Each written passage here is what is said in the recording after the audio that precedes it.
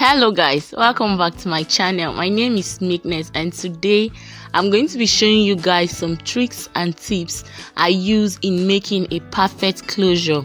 So the closure I'm using is half of 8 by 4 inches closure, and this one is handmade, locally made, is padded is a padded closure. So the first thing I do is I secure it first from the back after measuring it to get the actual measurement from the front to the middle of the wig cap. Then I first of all secure it from the back and then secure it in front. This first putting the pin first at the back helps you stretch it as much as possible forward. So when I'm done securing this closure, the next thing I'll do is make a line. So this line that I'm going to be making is to make me conscious of where I should end my sewing and where I should become more careful in sewing. So the first line I made is going to be where I will put the last weave on, and the second line I made is where I'm going to start being careful while sewing.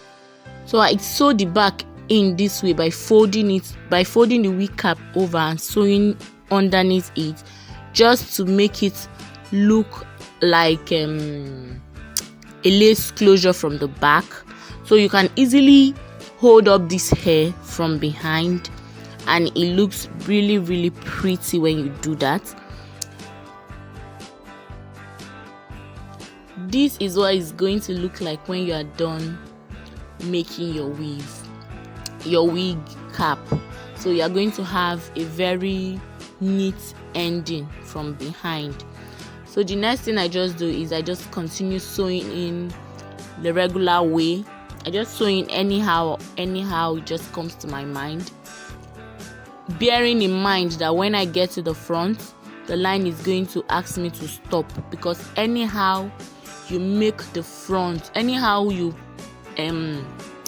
put your weave on in front, anyhow you lay it, it's going to affect the closure. So if you make it too far away, the closure might not stay well. So you just have to be very careful. So those two lines are what matters to me most when I do lace closure, when I do a closure wig. So I'm just going to keep on sewing this till we get to the front.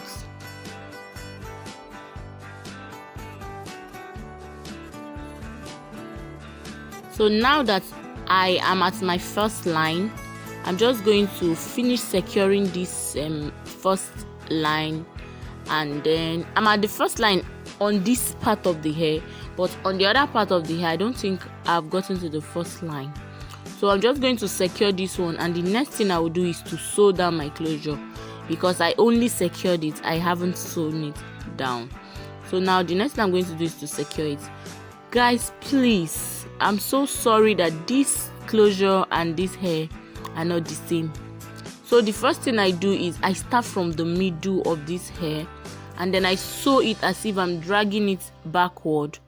So I start from the middle because I feel like when I do that, it prevents the closure from clotting together if I start from the front. So I start from the middle on this angle, move to the front and back again. Then I go to the other side, move to the front and back again. So you look at the way I sew it. I sew it from the closure, so it helps stretch the closure still and makes it lie flat. It doesn't have any bumps like you see some people with closure, and then the closure has like step, something like that, like a bump in between it. That's because they made their stitches from the right to the left instead of making it from the left to the right. So you're just going to sew it from the left backward. This will help it lie flat. I hope you guys are getting what I'm saying. Just the way I'm sewing it here now.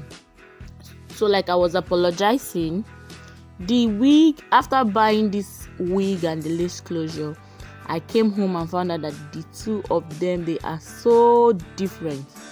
And this hair I was planning to sell, but right now I think I'm just going to use this for myself, because I don't think anyone will want to buy something this obviously different.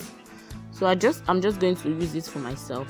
So now I'm almost at the front, and I'm going to keep sewing this thing to the front and until I'm done.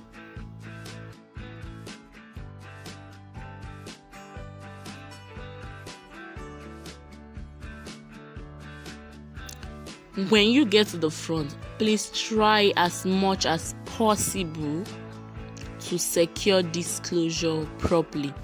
You can decide to go back again and keep sewing. I sewed this twice, but it's not in this video. I couldn't get a clip of that. So you can decide to run back your thread backward, or you can just leave it and don't let it cloth become heavy. So see the way I'm going to add to the second line. So I'm just going to sew it as if I'm sewing it together with the closure, but I'm not sewing it on the closure. I'm just sewing it right beside the closure. So it's going to be like really close to the closure, but not on the closure. This helps your closure stay flat. It's the game changer for this closure making. Behind, I was not done adding hair to the back, but because I was already close to this place, I just said to make this part first, and when I'm done making it, then I will add the hair behind. So here we are, done, nice and clean, smooth. So when you lay this down, it's just going to fall flat and your hair is going to come out well. So still guys, forget about this 2-color hair that I just made. I will just use it for myself. I'm no longer selling it. I will just make another one for sale, but this one is going to be for me. So the next thing I do after going through all the process is to cut out the wig underneath the closure. I don't know why, but I just like it because it makes it smooth. So this is what it looks like. I haven't taken down the net, I only folded it inside, and I'm really happy. So this is what it looks like. Thank you guys for coming back to my channel. I promised you guys amazing content. I will keep giving you guys. Please don't forget to share, like, comment on this video. Thank you so much. Bye.